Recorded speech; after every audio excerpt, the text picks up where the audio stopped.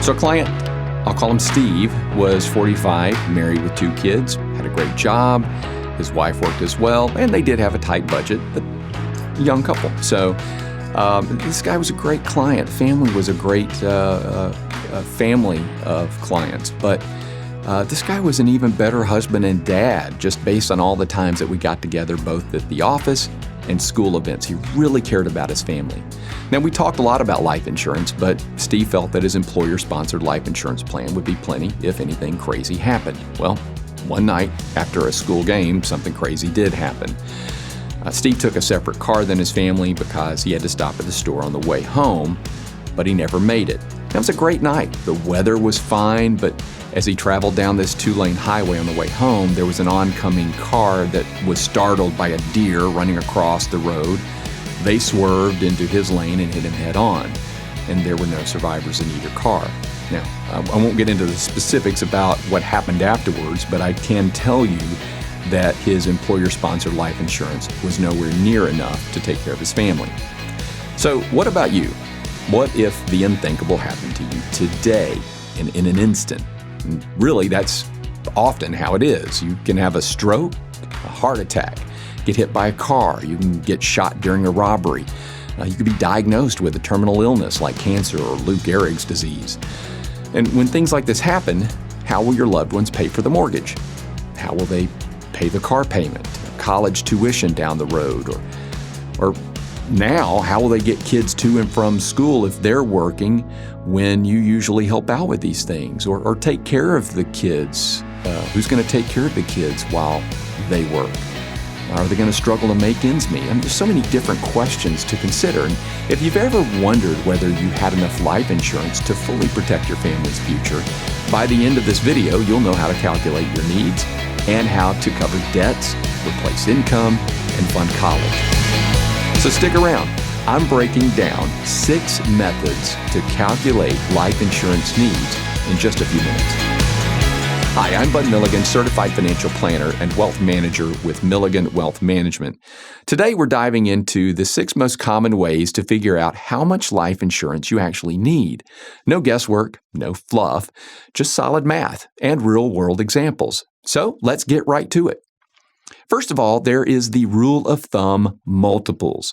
This is really the simplest one. And all you do is multiply your annual income by the number of years that you think you're going to need to cover. Let's just say 10 to 15 years, and you're earning $60,000. Well, then you would target $600,000 to $900,000 in coverage. It's fast, it's memorable, but it does ignore your mortgage, your debts, or future goals. So consider it just a starting point.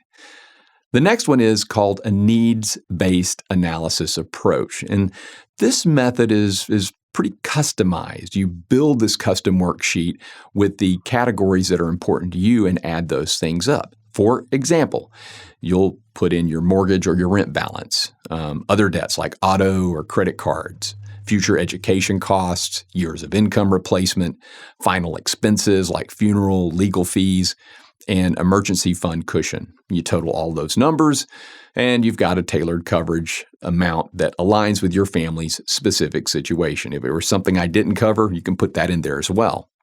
The third method is called the Human Life Value Approach, or HLV approach. This approach calculates the present value of your future earnings minus living expenses. So think of it as the money your family's going to lose if you're gone today.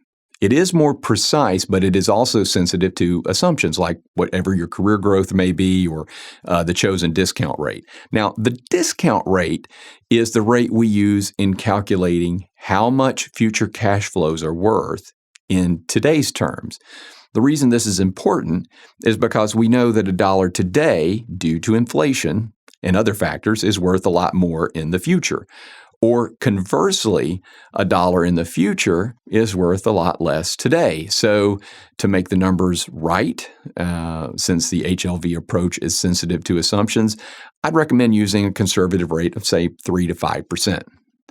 The fourth method is known as the DIME method, or the DIME method, and that stands for debt, income, mortgage, and education. And it's basically a streamlined needs analysis approach. So you look at your debt, what all the liabilities are. Add up your income over the X number of years that you want to include. Mortgage, what's the outstanding balance? And then education, whatever college or trade school costs might be. And this keeps conversation simple and covers your bases quickly.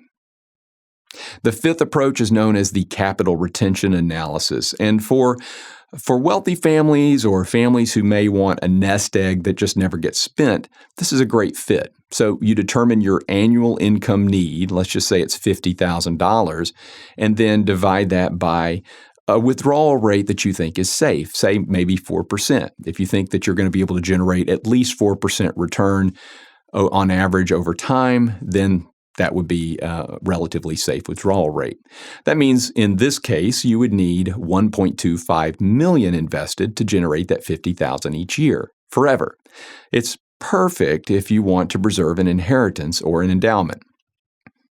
The sixth method is known as the hybrid and customized model. Now, in practice, as a wealth manager, I blend these methods. We might start with the rule of thumb, drill down into a needs-based worksheet, and then layer in human life value or capital retention for those high net worth clients. That way you get both a quick estimate and a deep dive with no stone left unturned. So to wrap up, here are the 6 methods we've covered: the rule of thumb multiples, needs-based analysis, human life value, DIME or D-I-M-E, capital retention, and hybrid models. So grab a blank worksheet, plug in your numbers, and see which model gives you the right coverage range. Better yet, simplify it. Go to my website for access to my life insurance calculator. You can find the link in the description below. Simply go to my website, go up to the Resource Center, click on that, and at the bottom of the page, click on Calculators, and then finally assess your life insurance needs. With that, you plug in your numbers, follow the formula, and voila, you'll know your target coverage in minutes. Then you can reach out for a no-obligation call. We'll get you a list of life insurance policies and estimated premiums that work for you, and you can then lock in your health rating and secure your family's future. Now, if you found this helpful, please hit like, subscribe, and share it with others. If you need sample worksheets or a personalized consultation, drop me a message or book a free consultation. The link's in the description. Protecting your family starts with a plan. Let's build it together. Thanks for watching, and we'll see you next week for another episode of Your Financial Bud.